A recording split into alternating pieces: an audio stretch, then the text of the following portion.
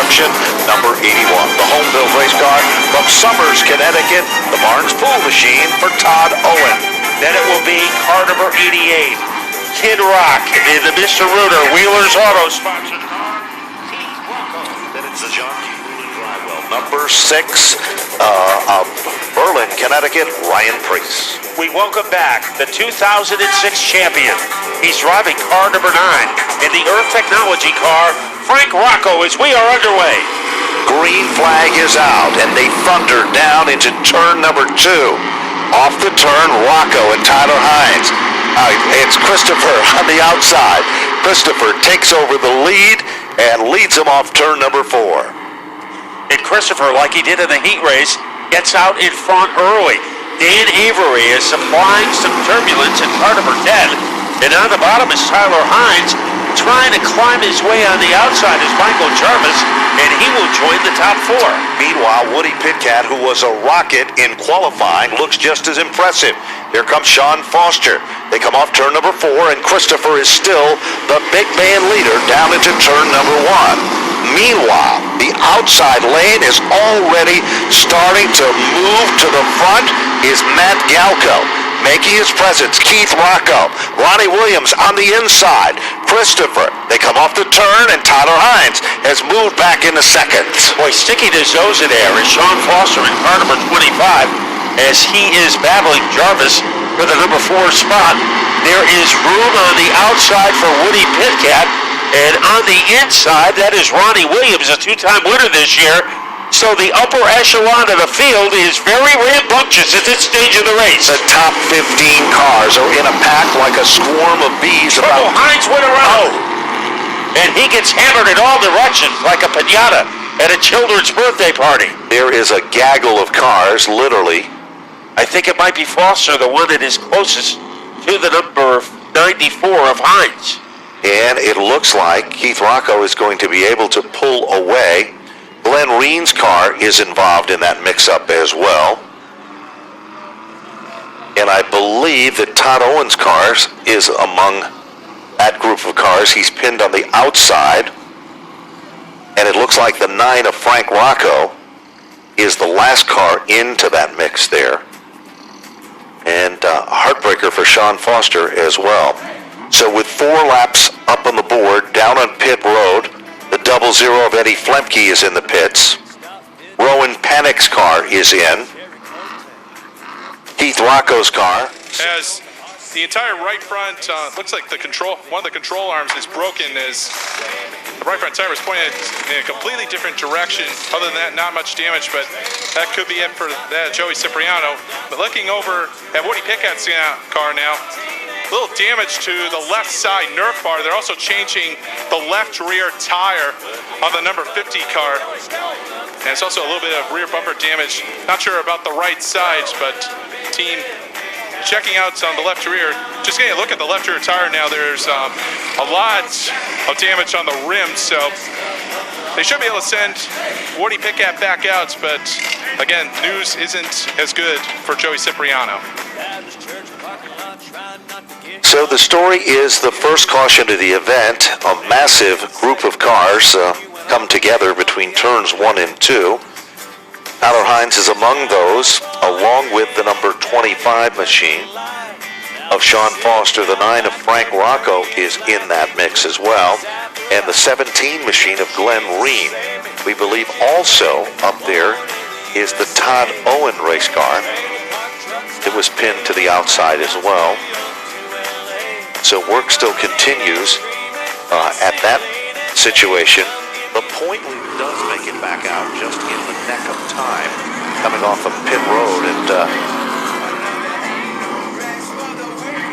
as the lights are off on the safety vehicle, and that's kind of a tough situation here now because Eric Byrne is coming out of pit road as well, and there was a lot of vehicles at the end of pit road, making it a little bit difficult for everybody to get back out in the neck of time. But the pace car is pulling off, so I guess we are going to go to green.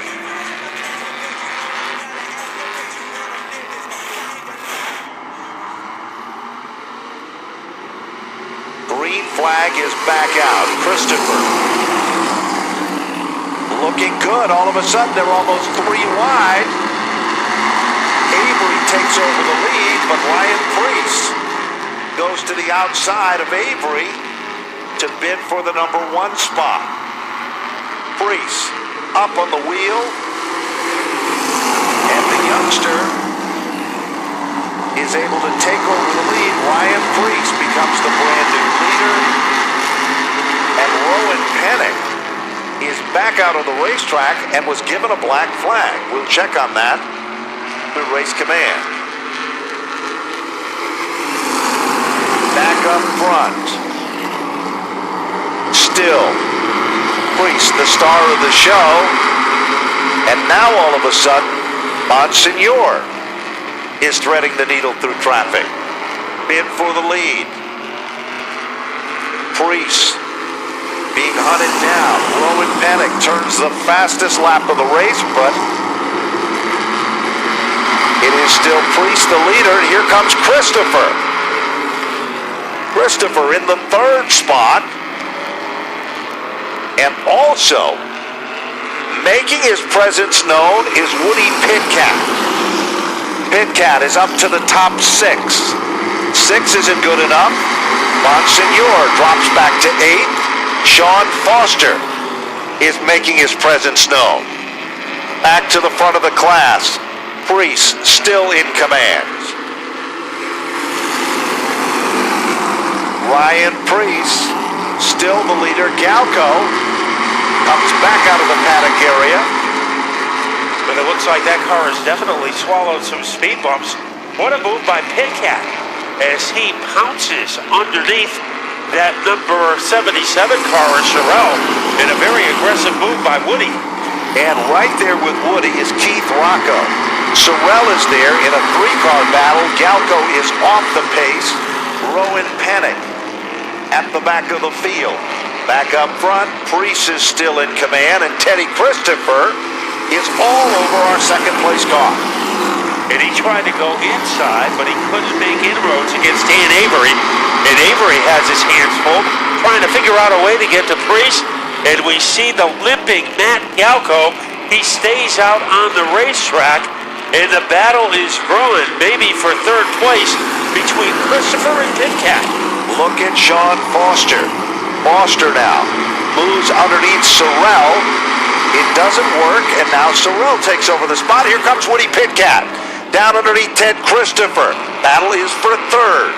Going, almost there. Christopher bites back on the top end and takes back the number 3 position. And Pitcat trying to wear out a guy who can't be worn out. That is Ted Christopher. Woody had a shot. Now Christopher maintains his grip on 3rd place. Rocco flying to the outside of Pitcat. So Rocco getting aggressive as he jet streams his way even with the car of number 50 in the fight for 5th. And we've just been told that car number 88 is being given a consultation flag for leaking some type of fluid on the racetrack. But he stays out on the track as he gets by Pitcat. Also, Jeremy Sorrell having a good run after an early problem. As that is Eddie Flepke Jr. He now starts to crawl on the inside. Ted Christopher has just taken over 2nd. The car that is now in 3rd is Keith Rocco. Rocco's being given the black flag. If you look at the front of that race car, the front bumper has come back and it has literally blocked off the radiator. The reason that car is perhaps leaking some type of fluid could be an indication of that. But now, Rocco is still up in 3rd. If you look at the scoreboard, the 88 is not there. The 10 is being scored in 3rd, Dan Avery. But he has a problem. Look at Sean Foster on the outside. The best Foster has run. Now Rocco is off the pace. He will be headed onto the safety road. What a 3-way Donnybrook between Avery, Pitcat, and Foster. Here comes Woody Pitcat. Charges to the inside lane. Pitcat and Sean Foster continue to thread the needle and work their way to the front of the field. Look at Ryan Priest, the leader. Monsignor has kind of had an up and down night, man. He's been strong, and then he's backed out of it and settled back in. Here comes Pitcat on the podium. The parade goes by, and Foster moves into the top 4. Sorrell is there. Now look at Jervis. Jervis trying to get underneath Monsignor. He kicks up some dust, but he can't get underneath Monsignor, who is able to maintain his spot. But Jarvis is not giving up. No question. A great battle there. And look at Sorrell now with Monsignor applying the pressure as they continue to thread the needle.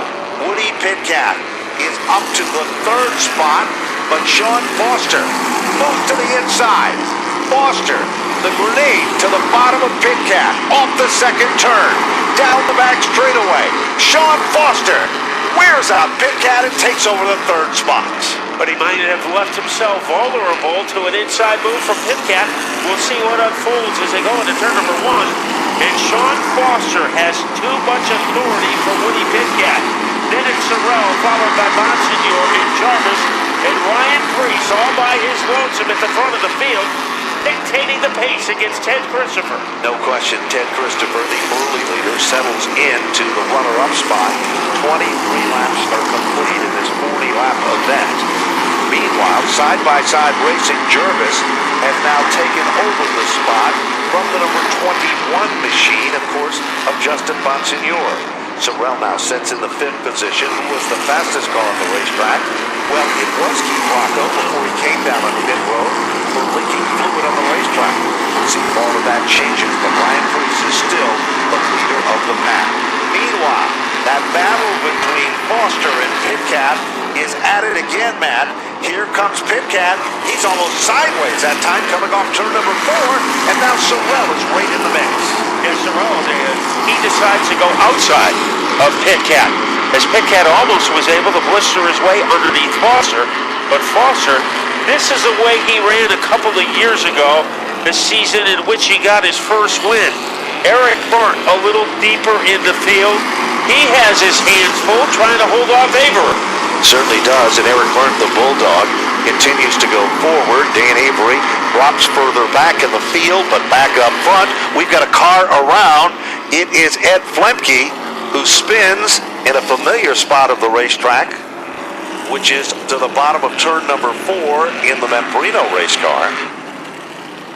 Stafford Speedway, but registration will start next week. You know, here's the big story of the night, perhaps until now. All of the previous feature event winners, up till the SK Modified feature event tonight, they have one thing in common. You know what that is, Matt? They were all graduates from the Wild Thing kart program and Monday Night Racing here at Stafford. Well, Daniel Wesson, David Arup, he was in on the ground floor of the kart program, Alexandra Fern, and Devin O'Connell. We are batting 1,000, 4 for 4. Let's see what's going to happen now. Priest and Christopher in the front row. Sean Foster with Woody Pitcat, row number 2. They're back up through the gears. And moving forward, it is still Priest, but look at Pitcat. Little dive bomb move, trying to get underneath Christopher as he goes sideways a bit, driving on the edge, can't catch up to Christopher. Woody Pitcat is manhandling that number 50 tonight for all it's worth. Meanwhile, Foster's back up to the top 4. Jervis has been dancing with the big dogs. He wants a piece of the action. Back to the line they come. Priest, still the leader, but it is not a cakewalk by any stretch of the imagination here. No, he can't get much separation between himself and Teddy Christopher. Now Pitcat has a problem, and that problem's name is Sean Foster, as he fireballs to the outside of the 50 car. Top 4 could fit in a beehive, and the man with the biggest buzz right now is Ryan Priest. No question about it, but for how long? Christopher, again, taps him to the back of the bumper. Makes his presence known, tries it inside, tries it outside. Here comes Foster on the upper lane. Tries to get around Pitcat. Dogfight battle. This is like days of old for Woody Pitcat and Sean Foster in the SK division. And And you could put Ted Christopher's name in there, too. Down low, bid for the lead. Here comes Christopher, trying to blast his way underneath Priest. He goes around. Trouble for Christopher. On the grass and almost going airborne with Jeremy Sorrell. Unbelievable chain of events as cars scramble in all different directions here as Sorrell tries to get back down off the racetrack. We're still under green, believe it or not, with 31 laps up on the board. And Woody Pitkat has the lead. 8 laps to go, and Pitkat will be trying to hold off Ryan Priest as they storm their way into turn 3. Rowan Pennick, we almost counted him out of this at the start. He got black flags, he's come back out, and he's up on the podium. Pennick is a man possessed, but the story of this event could be Woody Pitkat. The Scavora family have tried desperately to head to the winner's circle. They've never given up. They've overcome a ton of obstacles. And car number 21 is being given a black flag. The air cleaner has come off the Justin Bonsignor car, and here is Priest to try to bid for it again. Here's a problem for Pitkat. Ryan Priest, 0.3 of a second faster. So Woody Pitkat will have to use all of his Stafford know-how to hold off Priest. They are dead even. As they blockbuster their way to the line, it is still Pitkat with Ryan Priest in his hip pocket. Woody Pitkat knows this track like the back of his hand, but Ryan Priest knows it like the other hand. They are evenly matched, glued together like two cymbals in an orchestra. They come off turn number 4. Pitkat by a car as he crosses the stripe. 36 laps and counting. The battle of the Titans continue. We know how well Priest runs the outside, trying to get a run. They go into turn number 3 together. Pitkat on the bottom. His foot must weigh about 3 tons as he continues to hold on Priest. Woody Pitkat is so hungry. This is the toughest deal he's had to contend with. Not being back in winning form in the SKs. He wants to change all of that here tonight. Priest starts to stretch it out. Pitkat doesn't give up. He gives him a run for it off turn number 4. Pitkat still the leader at the line, 38 counting. Ryan Priest running out of time. Now he goes downstairs for the bottom shot. He goes up over Pitkat's car, and he hits the wall. The two cars came together, and Ryan Priest avalanched the 50 of Woody Pitkat. Unbelievable chain of events goes down. Woody Pitkat's Cinderella story of the night goes up in smoke. Ryan Priest drives away, but Woody Pitkat's car is the car that set stranded, and a heartbreaker again for the Scavora family and Woody Pitkat. Woody told me 2 weeks ago, he says, Ben, I have won in just about everything I have raced this year. I have been fortunate, but there isn't a group that... Justin Bonsignor's car, the air cleaner was off the engine, and they gave it a black flag, consultation flag there. The car's down in pit road. I actually thought that number 77 was going to barrel roll down the front straightaway, and it never happened. Very fortunate that it didn't, but it got a little nerve-wracking there for Jeremy Sorrell, who has shown that good drivers, it doesn't matter what division they're in. He was a great driver last year in the SK Lights, and it carried over into the SK Modifieds. So we are going to have a wild finish. 2 laps to go, and the guys at the front, Rowan Pennick and Michael Jarvis Jr. Row number 2, Burnt the Bulldog. Outside, Tyler Hines. Todd Owen tried to go to the bottom. It just didn't work for him. But back up front, Jarvis takes over the lead. Rowan Pennick up to second, and now Pennick goes to the inside of Jarvis. Side-by-side bid for the lead off turn number 4, but Jarvis has it at the line. White flag is out. Let's see what Pennick will do. Jarvis going a little high in the corners, hugging the bottom. Does Pennick have room?